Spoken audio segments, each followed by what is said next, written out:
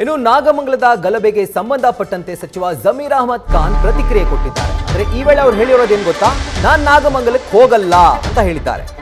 ಸ್ನೇಹಿತನ ಮೇಲಿನ ಮುನಿಸಿಗೆ ಸಚಿವ ಜಮೀರ್ ಅಹಮದ್ ಹಾಗಿದ್ರೆ ನಾಗಮಂಗಲಕ್ಕೆ ಹೋಗ್ತಾ ಇಲ್ವಾ ಈ ಪ್ರಶ್ನೆ ಮೂಡ್ತಾ ಇದೆ. ಸಮುದಾಯದ ಸಂಕಷ್ಟಕ್ಕೆ ಯಾವುದೇ ತೊಂದರೆ ಆದರೂ ಕೂಡ ಅದಕ್ಕೆ ತಕ್ಷಣವೇ ಸಚಿವ ಜಮೀರ್ ಸ್ಪಂದಿಸ್ತಾರೆ. ಇದನ್ನು ನಾವು ಕಳೆದ ಅನೇಕ ಪ್ರಕರಣಗಳಲ್ಲಿ ನೋಡಿದ್ದೇವೆ. ಡಿಜೆಹಳ್ಳಿ, ಕೆಜೆಹಳ್ಳಿ ಇರ್ಬೋದು, ಪಾದರಾಯನಪುರ ಇರ್ಬೋದು, ಎಲ್ಲದರಲ್ಲೂ ಕೂಡ ಅವರು ಮುನ್ನೆಲೆಗೆ ಬಂದು ಸಮುದಾಯ ಪರವಾಗಿ ಮಾತನಾಡ್ತಿದ್ರು. ಆದರೆ ನಾಗಮಂಗಲದಲ್ಲಿ ಸಂಘರ್ಷವಾದರೂ ಕೂಡ ಜಮೀರ್ ಆ ಕಡೆ ತಲೆ ಹಾಕ್ತಾ ಇಲ್ಲ. ಯಾಕೆ ಅಂತಂದ್ರೆ ಸ್ನೇಹಿತನ ಜೊತೆ 1.5 ವರ್ಷದಿಂದಲೂ ಕೂಡ ಮುನಿಸಿದೆ ಅವರಿಗೆ. ಅದೇ ಕಾರಣಕ್ಕೆ ಅವರು ನಾಗಮಂಗಲಕ್ಕೆ ಹೋಗ್ತಾ ಇಲ್ಲ ಅನ್ನುವಂಥ ಸುದ್ದಿ ಈಗ ಹರಿದಾಡ್ತಾ ಇದೆ. ಸೊ ಅದೇ ಕಾರಣಕ್ಕೆ ಇವರು ಹಿಂದೇಟ್ ಹಾಕ್ತಿದ್ದಾರಾ, ಈ ಪ್ರಶ್ನೆ ಕೂಡ ಈಗ ಉದ್ಭವ ಆಗ್ತಿರೋದು. ಆಗಬಾರ್ದಾಗಿತ್ತು, ಆ ಗಲಾಟೆ ಆಗಿದೆ. ನಿನ್ನೆ ರಾತ್ರಿ ಆಗಿದೆ. ನಿನ್ನೆ ರಾತ್ರಿ 11 ಗಂಟೆಗೆ ಕಂಟ್ರೋಲ್ ಆಗಿ ಬಂದಿದೆ, ಏನು ಸಮಸ್ಯೆ ಇಲ್ಲ.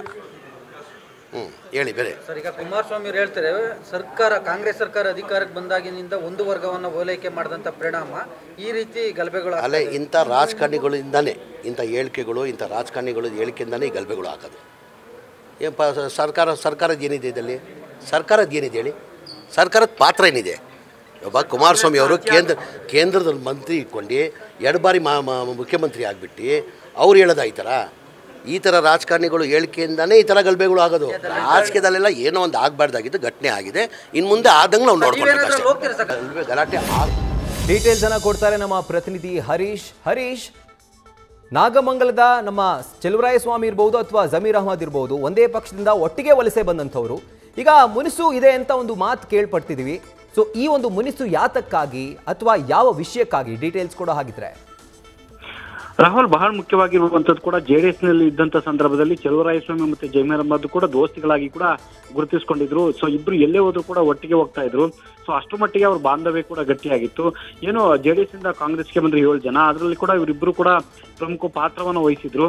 ಸೊ ಆದ್ರೆ ಬದಲಾದ ಸನ್ನಿವೇಶದಲ್ಲಿ ಇಬ್ರು ಕೂಡ ಪರಸ್ಪರ ಮಾತನ್ನ ಬಿಟ್ಟಿರೋದು, ಮುಖ ಕೊಟ್ಟು ಮಾತನಾಡಿದಂತಹ ಪರಿಸ್ಥಿತಿ ಕೂಡ ಅವರಿಬ್ಬರಲ್ಲಿ ನಿರ್ಮಾಣ ಆಗಿರುವಂತದ್ದು. ಸೊ ಕಳೆದ 1.5-2 ವರ್ಷಗಳಿಂದಲೂ ಕೂಡ ಇಬ್ಬರು ಪರಸ್ಪರ ಮಾತನಾಡ್ತಿಲ್ಲ ಅನ್ನುವಂಥ ಮಾಹಿತಿ ಲಭ್ಯ ಆಗಿದೆ. ಸೊ ಇವತ್ತು ಕೂಡ, ಯಾಕಂತ ನಾಗಮಂಗಲದಲ್ಲಿ ಕೋಮುಗಲಭೆಗೆ ಸಂಭವಿಸಿರುವ ಬೆನ್ನಲ್ಲೇ ಸಚಿವ ಜಮೀರ್ ಅಹಮದ್ ಅವ್ರನ್ನ ಕೂಡ ಮಾತಾಡ್ತಕ್ಕಂಥ ಒಂದು ಸಂದರ್ಭ ಎದುರಾಗಿತ್ತು. ಸೊ ನಾಗಮಂಗಲಕ್ಕೆ ಹೋಗ್ತೀರಾ ಅನ್ನುವಂಥ ಪ್ರಶ್ನೆ ಎದುರಾದ ಸಂದರ್ಭದಲ್ಲಿ ನಾನು ಅಲ್ಲಿಗೆ ಹೋಗೋದಿಲ್ಲ ಅನ್ನುವಂಥ ಮಾತನ್ನು ಹೇಳಿದ್ರು. ಕಾರಣ ಸ್ಪಷ್ಟವಾಗಿದೆ. ಚೆಲುವರಾಯಸ್ವಾಮಿ ಮತ್ತೆ ಜಮೀರ್ ಅಹಮದ್ ಇಬ್ಬರು ಕೂಡ ಪರಸ್ಪರ ಮಾತನ್ನ ಬಿಟ್ಟಿದ್ದಾರೆ. ಮತ್ತೆ ಇಬ್ಬರು ಕೂಡ ಕೆಲವೊಂದು ವಿಚಾರಗಳಿಗೆ ಸಂಬಂಧಪಟ್ಟಂಗೆ ಅಂತರವನ್ನ ಕಾಯ್ದುಕೊಂಡಿದ್ದಾರೆ ಅನ್ನುವಂಥ ಮಾತುಗಳು ಕೇಳಿ ಬರ್ತಿದ್ದಾವೆ.